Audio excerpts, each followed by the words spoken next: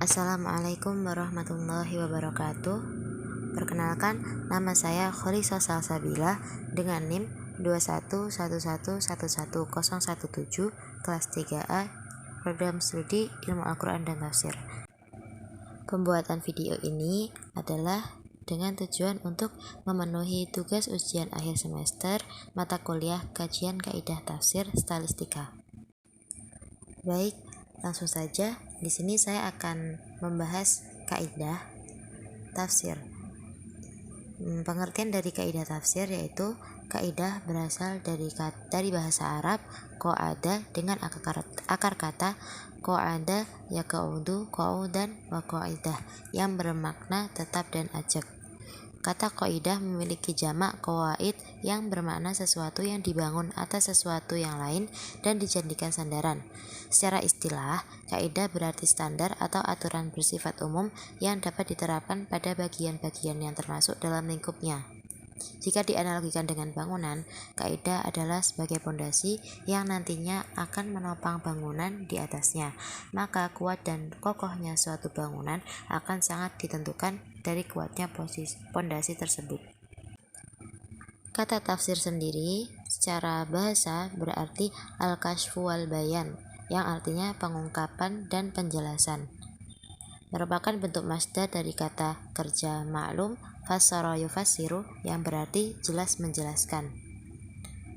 Menurut secara terminologi atau secara istilah, tafsir adalah ilmu yang membahas tentang seluk-beluk Al-Quran dari segi dalalahnya atas apa yang dikehendaki Allah dari ayatnya sesuai dengan kemampuan manusia.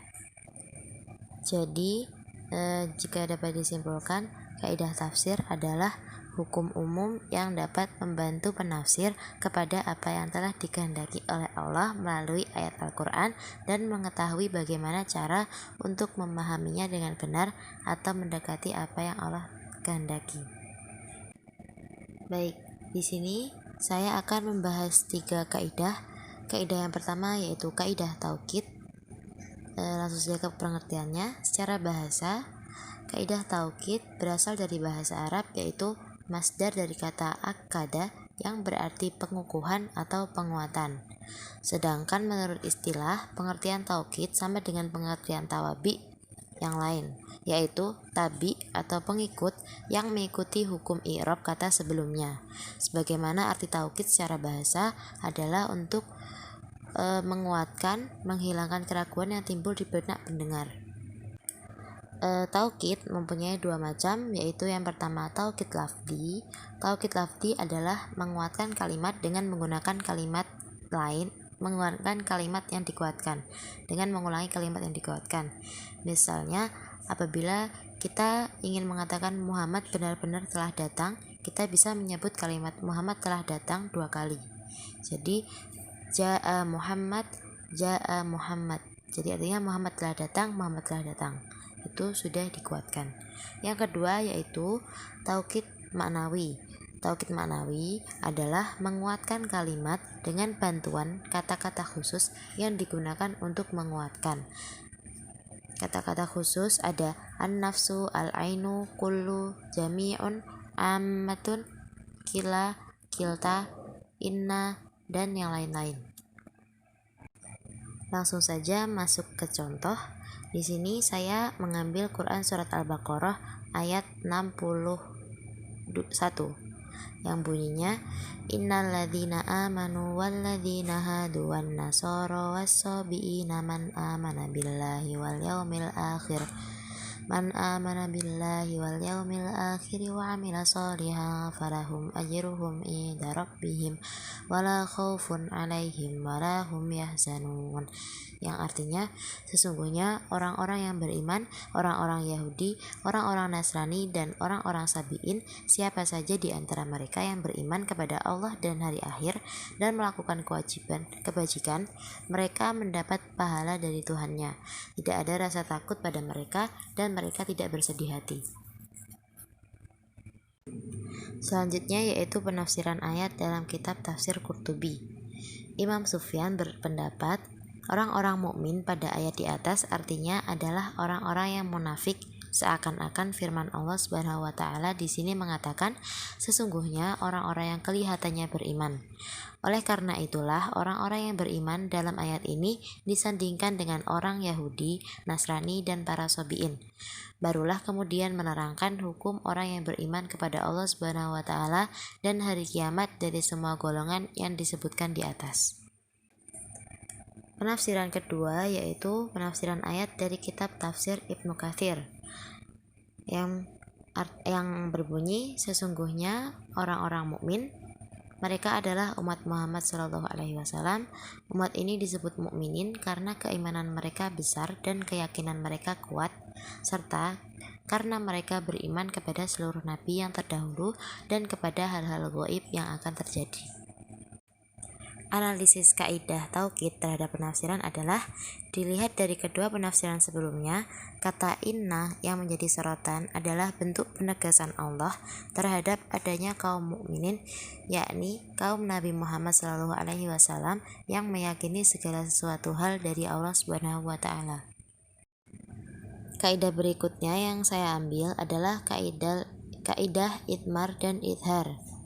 Kaidah idmar secara bahasa berarti berasal dari dua akar kata yang memiliki dua arti. Yang pertama yaitu kehalusan sesuatu dan yang kedua adalah tersembunyi. Secara istilah, dhamara berarti mengganti kata dengan kata lain yang maknanya masih sama. Selanjutnya idhar secara bahasa dhahara yang berarti menyatakan. Secara istilah adalah menyatakan suatu kata yang tidak bisa digantikan dengan kata lain.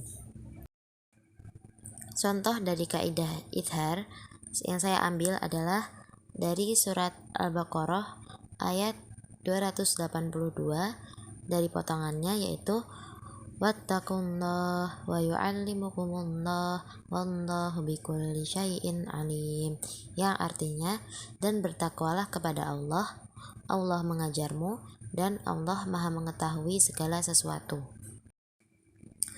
Penafsiran dari ayat ini saya ambil dari dua kitab, yaitu yang pertama kitab tafsir Al-Jalani yang berbunyi dan bertakwalah kepada Allah untuk tidak melanggar batas dan hukumnya, dan terutama setelah Allah mengajarmu yang merencanakan maslahatmu sesuai yang pantas untukmu, dan Allah yang bertajalli dengan sifat jamal dan jalal atas segala sesuatu yang berasal darimu adalah Maha mengetahui.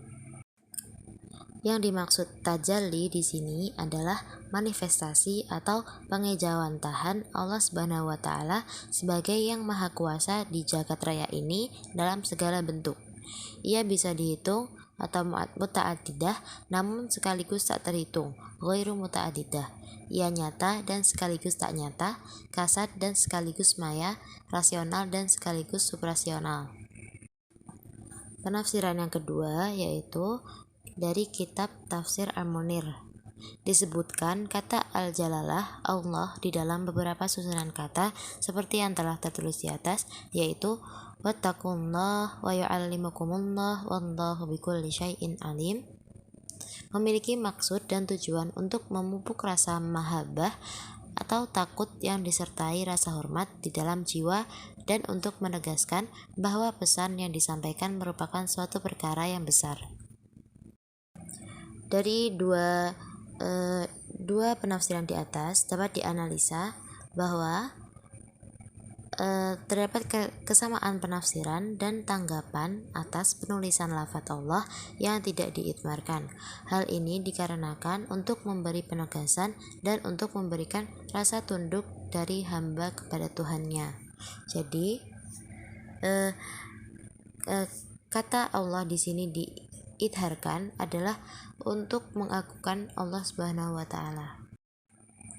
Kaidah yang ketiga yaitu kaidah istifham ingkari.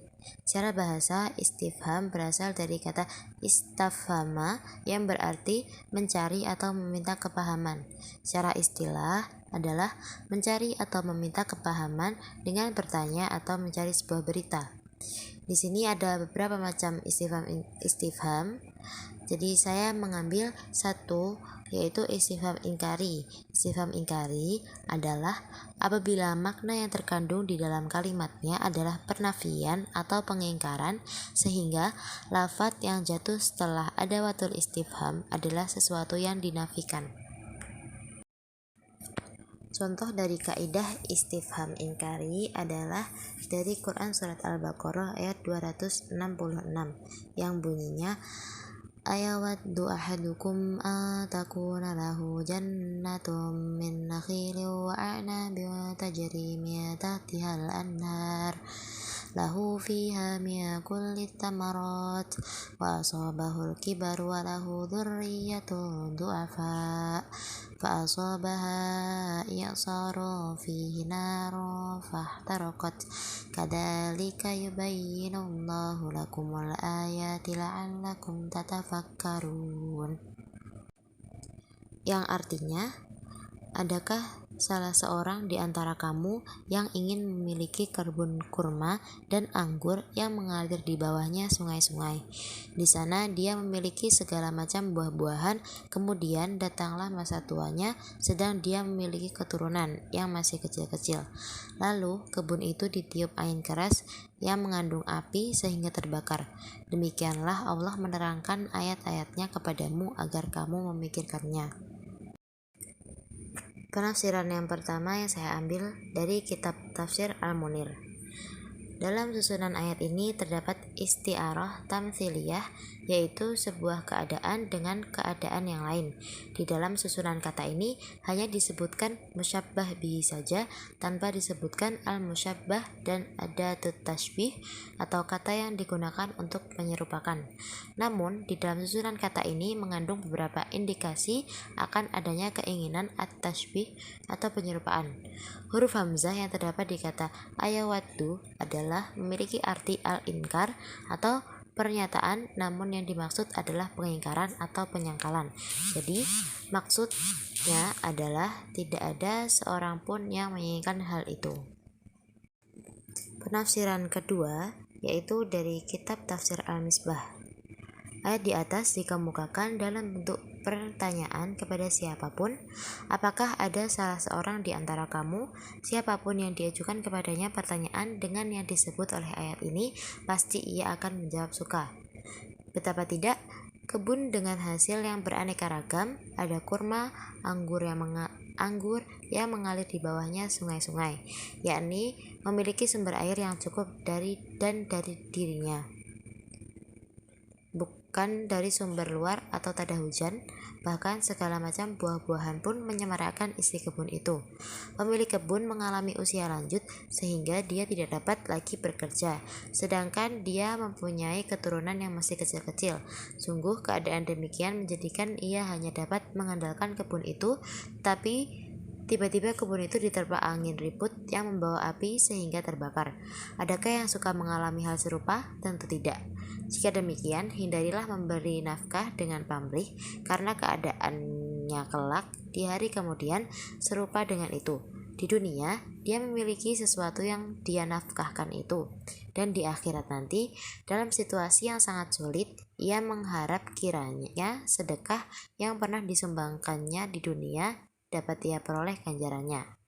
Tetapi ternyata dia tidak memperoleh sesuatu karena semuanya telah hancur dan punah, seperti hancur dan terbakarnya kebun buah-buahan oleh angin ribut yang membawa api itu.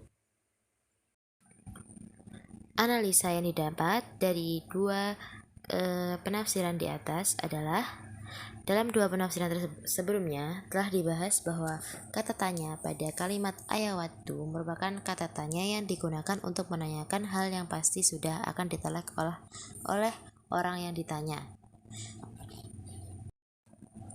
Baik, cukup sekian dari saya. Masih banyak kurangnya, saya mohon maaf sebesar-besarnya. Jika ada kesalahan, mohon dikoreksi. Wassalamualaikum warahmatullahi wabarakatuh.